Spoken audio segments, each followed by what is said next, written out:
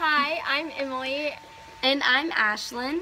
and we're both oncologists, and we got asked to make a video about some of the frequently asked questions about being an oncologist in order to recruit some people out of high school. So we're going to tell you a little bit about oncologists. So the first question we got was, what is an average day for an oncologist like? So we start off the morning by checking our emails or calling patients or whatever that needs to be done to get involved with the patient. Then later on we start doing rounds, and rounds is when we check up on patients to see how they're doing. And later on we go back to our office and then we make appointments with our patients to talk about what they're you can do for them in the long run. Another question we got asked was, what is their salary? And that's a rude question to ask, but it's an important question. So our salary is about $226,000 to $360,000, depends on where you work and how much which education level you went to. Yeah, so another question we get asked a lot is what kind of college education is required. And not only do you have to go get your undergrad, you also have to get your doctorate because you want to be a doctor.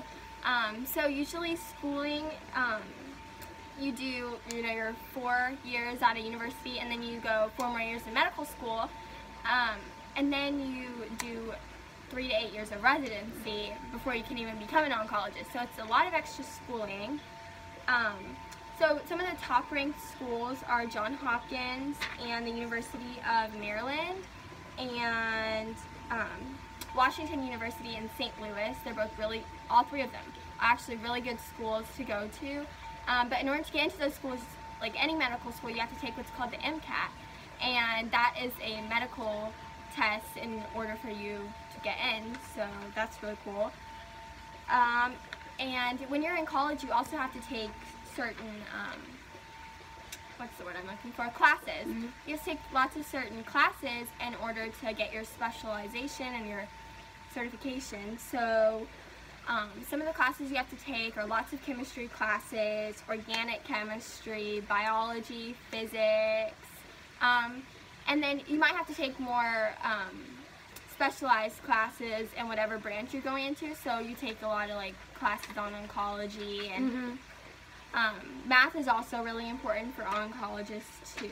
So Interesting things about oncology is that we get to help others battle cancer, and we just by doing that we have a special connection with their patients and trying to help them get better and help them survive, because cancer is a big deal and it's a big problem in our society these days.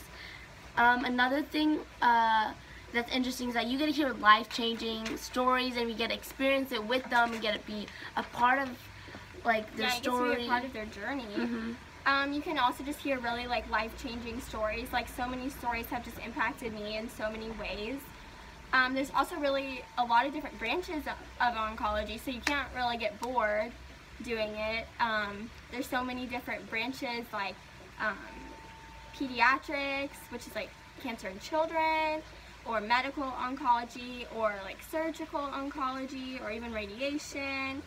And every case is different, so every day when we come to work, you never know what we're gonna run into. Yeah. So I really hope that y'all got to learn some more about oncologists. Alright, bye y'all. Thank you.